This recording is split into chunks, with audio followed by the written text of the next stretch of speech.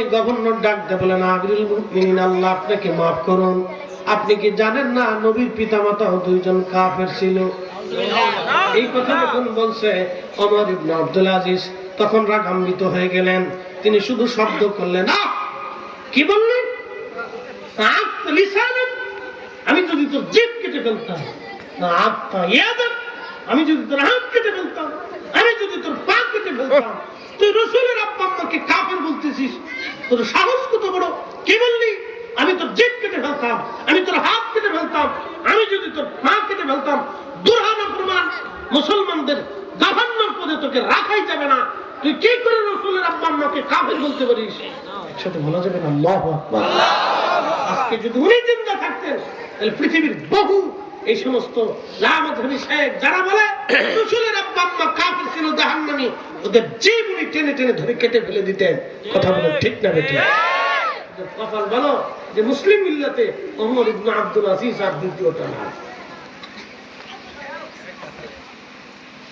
এই জন্য ঈমান আকীদাকে বিশুদ্ধ করে কবরে যাবে, এই বিপদ আছে। এবার আসেন, আমার ভাই বলেছেন আল্লাহর নবী নূর না মাটি, এ ব্যাপারে আপনাদেরকে নীতি দীর্ঘ আলোচনা করতে গেলে সারা রাত চলে যাবে। শুধু এতটুকু বলে যাই, আল্লাহ কোরআনে বললেন, ওয়াবাদা খালকাল ইনসানি মিন তিন, আমি মানব জাতির সৃষ্টির সূচনা করেছি মাটি থেকে। সুম্মা জাআলা নাসলাহু মিন সুলালাতিন মিন মাইন মাহিন,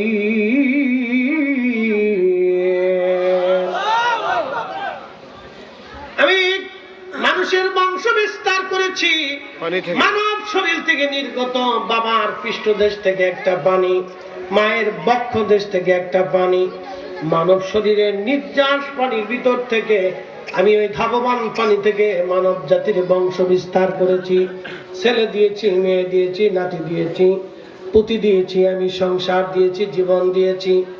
এইভাবে পৃথিবীতে মানব জাতির বংশ বিস্তার করেছি আমি রব, এইভাবে করেছি। কিন্তু মানুষের সূচনা করেছি মাটি থেকে। এই মাটির প্রথম সৃষ্টি আদম আলাইহিস সালাতু ওয়াস সালাম। শুধু মাটি ছিল না, সাথে ছিল পানি, আগুন, বাতাস, মাটি, আগুন, পানি, মাটি, বাতাস। মানব শরীরে দেখবেন আগুন, পানি, মাটি, বাতাস, চারটে পদার্থ না হলে মানুষ বাঁচে না। আগুন না হলে মানুষ বাঁচে না, বাতাস না হলে মানুষ বাঁচে না, এবং পানি না হলে মানুষ বাঁচে না, মাটির অংশ না হলে মানুষ হয় না। হুজুর গাউসে পাক মহিউদ্দিন আব্দুল কাদের জিলানী সিররুল আসরারের মধ্যে তিনি লিখেছেন, আব, আতশ, খাক, বাদ, আগুন, পানি, মাটি, বাতাস, চার রঙের মশলা দিয়া যে কইরাছে তোর গঠন, চার রঙের মশলা দিয়া। আগুন, পানি, মাটি, বাতাস একই যোগে করিয়া প্রকাশ। আগুন, পানি, মাটি, বাতাস একই যোগে করিয়া প্রকাশ। ওরে দেখলি না তুই কইরা তালাশ, ওরে দেখলি না তুই কইরা তালাশ, কোন জায়গা সে মহাজন, চার রঙের মশলা দিয়া, চার রঙের মশলা দিয়া যে কইরা সে তোর গঠন, চার রঙের মশলা দিয়া। এই চারটি মশলা দিয়ে আদম নবীকে যখন আল্লাহ বানাইলেন, বানানোর পরে আদম আলাইহিস সালামের সামনে আল্লাহ আমাদেরকে উপস্থাপন করলেন। সেই দিন আমাদের রূহগুলিকে আল্লাহ আদমের সামনে দাঁড়া করাইলেন। আদম থেকে কিয়ামত পর্যন্ত যত মানব সন্তান পৃথিবীতে আসবে সবার রূহগুলি আদম আলাইহিস সালামের সামনে উপস্থাপন করলেন। এই সময় আদম নবী দেখলেন কে রাজা হবে, কে মহারাজা, কে ধনী, কে দরিদ্র, কে আলেম, কে জালেম, কে চোর, কে ডাকাত, কে এমপি, কে মন্ত্রী, কে লেংড়া, কে আলেম, কে জাহেল, কে আবেদ, কে ওলি, কে বুজুর্গ, কে মুজাদ্দিদ, কে কুতুব, কে আবদাল, কে মাজজুব। এইভাবে আদম নবী দেখতে লাগলেন। আল্লাহ নবী বাইহাকি শরীফে বিশুদ্ধ সনদে নবীজি বলেছেন, ঠিক তখনই আদম নবী আমার দিকে তাকায় দেখলেন, ফারাআনি নূরান সাতিআন ফি আসফালিহিম, আমাকে আদম নবী দেখতেছে উজ্জ্বলতম নূরওয়ালা। একবার জোরে বলবেন আল্লাহু আকবার। কি ওয়ালা? না না, জোরে বলুন, জোরে বলেন।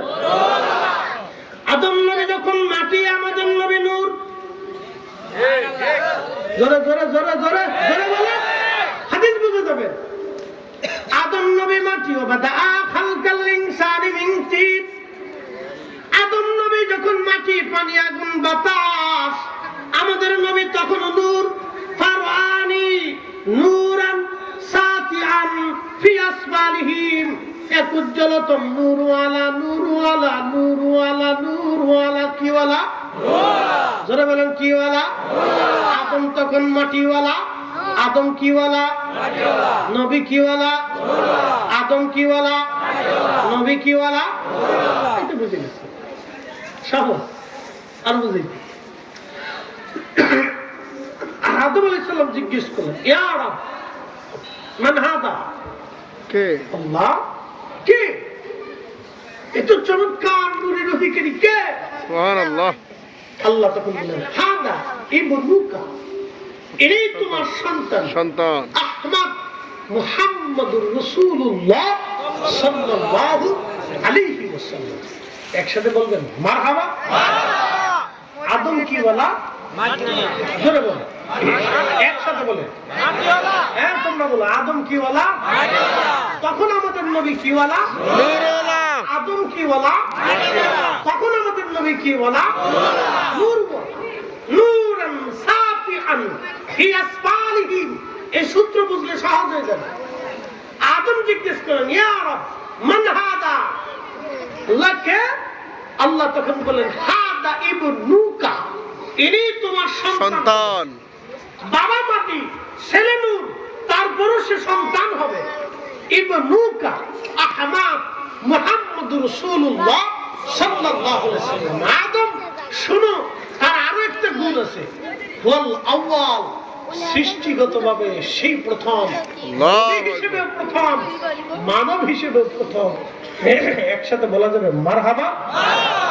এখন ওয়াল আউয়ালের তাফসীর করতে গেলে রাত শেষ হবে। শুধু একটা কথা আপনাদেরকে বলে, একটা আয়াত বলে দিয়েছে আল্লাহ কোরআনে, একটা আয়াত নেই, কষ্ট হবে আপনাদের? তাহলে একটা লোক উঠবেন না, কেমন 2 বাজে 15 মিনিট সময় দিবেন। এই মাসালা না বুঝলে আপনি বুঝবেন না। সারা জীবন খালি মনে করবেন বেদাতি বেদাতি বেদাতি, আমাদেরকে বেদাতি মনে করবেন। আপনি এটা বুঝার পরে বুঝবেন যে না, আমরা হকের উপরে আছি না বেহকের উপরে আছি, বুঝে যাবেন। একসাথে বলেন তো আল্লাহু আকবার। আমার আর 15 মিনিট সময় দেওয়া যাবে না ইনশাআল্লাহ? তাহলে বলেন ইনশাআল্লাহ। একসাথে বলেন নারে তাকবীর, নারে রিসালাত। আদম কি ওয়ালা? মাটিওয়ালা। আমাদের নবী কি ওয়ালা? নূরওয়ালা। বুঝে যাবেন এখন, খুব মনোযোগ দিন। আল্লাহ তখন আবার পরিচয় দিয়ে বলেন, ওয়াল আউয়াল, তিনি প্রথম, ওয়াল আখির, তিনি শেষ, ওয়া হুয়া আউয়ালুশ শাফিঈ, ওয়া হুয়া আউয়ালুশ শাফিঈ, তিনি প্রথম সুপারিশ করলে বলা। আল্লাহ আরো 3টে গুণ বললেন, প্রথম ওয়াল আউয়াল। এখন কোরআন থেকে বুঝে যান। কুল ইন্না সালাতি ওয়া নুসুকি ওয়া মাহইয়ায়া ওয়া মামাতি লিল্লাহি রাব্বিল আলামিন লা শারীকা লাহু ওয়া বিযালিকা উমিরতু ওয়া আনা আউয়ালুল মুসলিমিন।